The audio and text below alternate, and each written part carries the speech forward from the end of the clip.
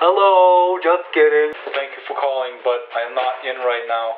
So, if you could call me back later or leave a message, I'd just like to remind you that on May 4th, I'm in the Avengers movie as the voice of the Incredible Hulk, as you heard earlier on the recording.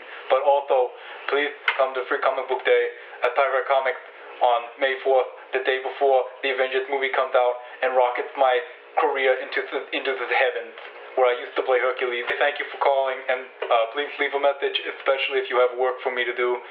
But this is Lou Ferrigno saying, Avengers Assemble. Was that good? Was that good, honey? Oh, thank you.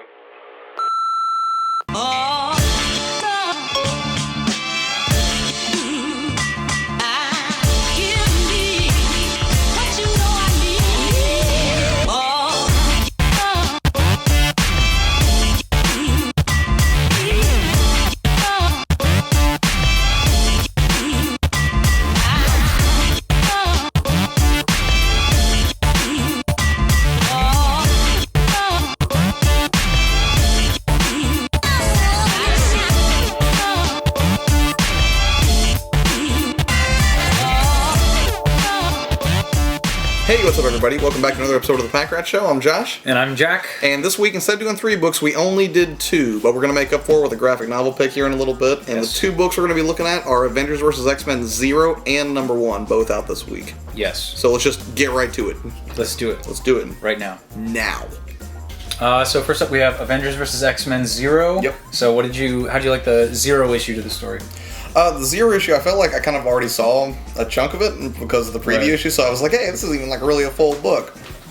But still, I thought it was interesting kind of seeing what happened with Scarlet Witch and everything, and I like the scene throws. But the thing that really stuck out for me more than anything else, and it probably shouldn't, was just like Vision, man. He's just kind of... Yeah, the Vision was really a jerk in it. Super jerk. Like, he's just really hardcore in this book, and it was almost, kind of rough to read, man.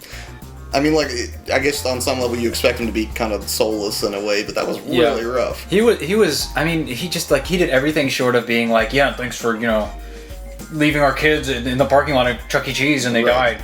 No, wait, talk for a minute about the backstory, why that's relevant for Scarlet Witch and the Vision? Yeah. Well, they used to be married, Scarlet Witch and the Vision, and also Scarlet Witch kind of had a mental breakdown where she found out that her kids weren't real or something. Right. And after that, she went crazy and started taking Avengers apart.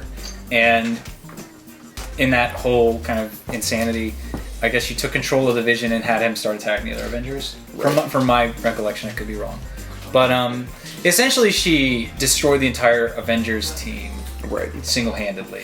But see, here's the other thing that got me about this. Like earlier this year, we read Avengers Origins Vision. Yeah. And like in that book, he seemed like this really like empathetic character, like very, very much in touch with humanity and everything. So to see him kind of eschew all that, and just be this really heartless dude was kind of a weird thing to watch. Yeah. I mean, I can see how it's going to factor into the event, setting them at odds together and setting them up for an eventual resolution together and everything. Right. But I think it was a little bit heavy-handed in the first issue especially. Right. And going back to the thing about... I felt like... Obviously I haven't bought these yet because they're not on sale yet, but buying them I felt a little cheated just because of the preview stuff. Yeah. And you can't complain about that because there's previews for everything and we wanted previews for these. Right. But then you realize that half the issue is something you've pretty much already read. It's like the book should have been $3.38, not $3.99. Yeah, I mean, and that's the thing. It was a good book, and it had pretty good art in it and stuff. And it's the first time that Marvel's put out an event in a while that I'm actually pretty optimistic for and think might be pretty good. Right. Yeah, but it was really weird reading those pages in the context of the actual book. Right. Now, would you say another one of your shining moments would have been the dinosaur rocket? The dinosaur rocket, yes. I could be completely wrong on this, but I feel like Jason Aaron wrote the first half of this issue, the Scarlet Witch story, and I think Bendis wrote the second half of the story with Hope and Cyclops, because the second half was a lot wordier than the first half, and the first half was just chock full of this is amazingly ridiculous stuff going on. There was a MODOK came out, and there was a dinosaur head on a rocket back, and there was a monkey in a half Iron Man suit and stuff fighting all these guys, and it was just really a lot of fun, and I like seeing that in an event because I didn't want something that was, for lack of a better word, just depressing and Which would have been really easy to do. I mean, like the whole plot convention in and of itself is kind of depressing. Like, who wants to see their favorite heroes duke it out? Even though we'll... Yeah. But I did kind of just want, like, a Marvel versus Capcom type story here, and that seems like where it's going, at least at this point. Right. And I really enjoyed the Zero issue because it set up the main characters that are going to be a big part of the event, too. Right. So, after we read the Zero issue, we went ahead and read the first issue as well. Which also had some of the preview stuff in it that we kind of already read. Yeah. But how did you feel like the first jump off went, like whenever combat actually first started happening? I mean, I guess it felt very abrupt. It did. But I guess if you've been reading the books that are leading up to this story, Avengers X Sanction, I guess, Children's Crusade, the 18 titles that Marvel said are necessary reading for Avengers versus X-Men. I mean, it's been building, and there's been very few interactions between the Avengers and the X-Men recently, unless those X-Men characters are on the Avengers, like Beast or Wolverine. So, and I can totally see this coming to a head because with I guess this is a spoiler alert, but Cyclops. Really. Well, Cyclops. It's Cyclops and Cap start the big fight, and then Cap is like, "Okay, everybody, let's go kill the X-Men now." And essentially, it's Cyclops fires the blast, I guess. Right. And I can totally see his character doing that, just based on where he's been going this recently. Well, I mean, obviously, like, Cyclops has a very personal connection to the Phoenix in general. Mm-hmm. But a couple of things I really liked about the story. One of which is, I really like the part where there's the scene in the book where Cyclops is kind of like training Hope and telling her that she can't use her powers, but he kind of... just basically beating up an underage girl. Pretty much.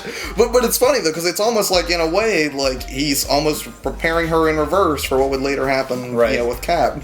And the other thing I'll say about this book that I love, and it's going to sound really childish and juvenile almost, is I feel like Cyclops and Captain America are two of the biggest douchebags as far as heroes go. So to see them go at it was really, really entertaining. I wouldn't say Cap is. I'd say Cyclops is. I don't want to say... All right, Cyclops definitely is. But with Cap, the only reason I say it is because he's just like such a golden boy and he's such a Boy Scout all the time that he was just never really one of my favorites. And since I'm basically watching two characters that were never really, that high up for me go at it, it's pretty entertaining. And that was... I mean, none of the characters in the first issue especially, and there were a few in the Zero issue, none of the major power players were very likable. So it seems like you're going to connect with the characters that are kind of caught in the middle. Hope, Scarlet Witch, probably Wolverine. Yeah, well, that's what I was going to say. Like, I did like, and that was from the preview issue, but I did like Wolverine's little piece of dialogue whenever he gets approached at the mansion about the impending threat. Yeah, I mean... the cool thing about this is it's been using the tensions that have been building in all the different books and stuff. I feel like this is a really great way to start an event because they've been seeing what's going on in the books and they're saying, okay, how can we bring this to a head in the biggest possible way? Right. And I feel like they've accomplished that because they're doing this huge series with all these big action events and the best artists working at Marvel and the best writers working at Marvel right now. And the first issue and the Zero issue really left me satisfied, and I feel like this is going to be a really cool event going on. Yeah, so I guess to wrap it up, this first outing for Avengers vs. X-Men looking good. Yeah, really good so far. All right, I know some of you are probably wondering where the latest episode of the podcast is, Packrat After Hours, and that actually got a little bit delayed because this weekend John and I got pretty busy. We went to Horrorhound Weekend, and we actually ran into Nebby there. He was hanging out there. He's on the podcast as well. And it was a little bit different than a regular comic convention. It was very, very cool. I had a fantastic time. Got to meet Norman Reedus from The Walking Dead, which was awesome. But I thought you guys would enjoy seeing a quick look at what that convention's like. So here's some clips from Horrorhound Weekend.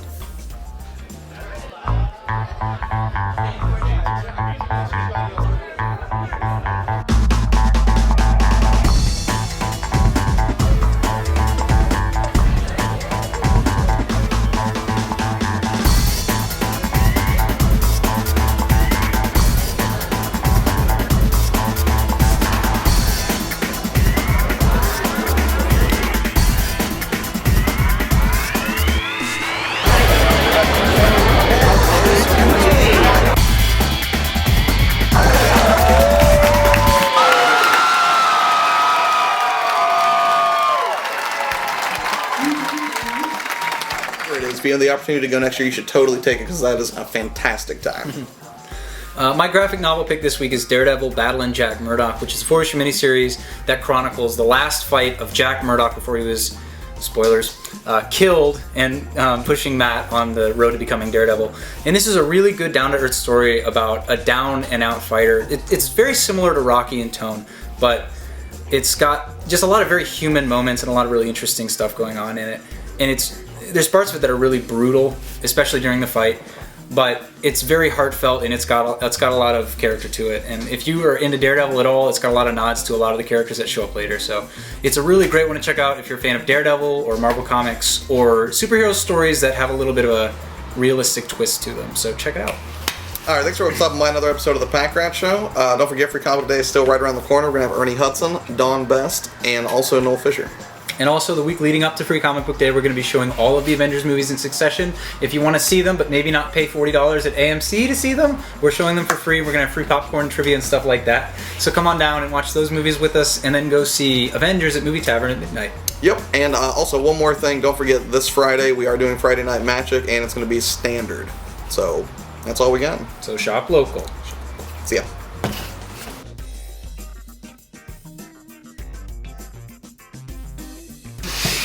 That's not very cool.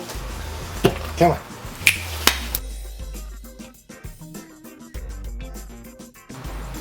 In the following week, we're gonna watch Sister Act. What?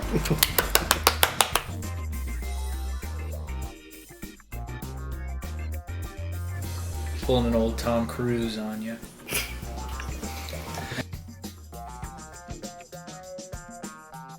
You can't sing. I'm gonna punch you in the larynx.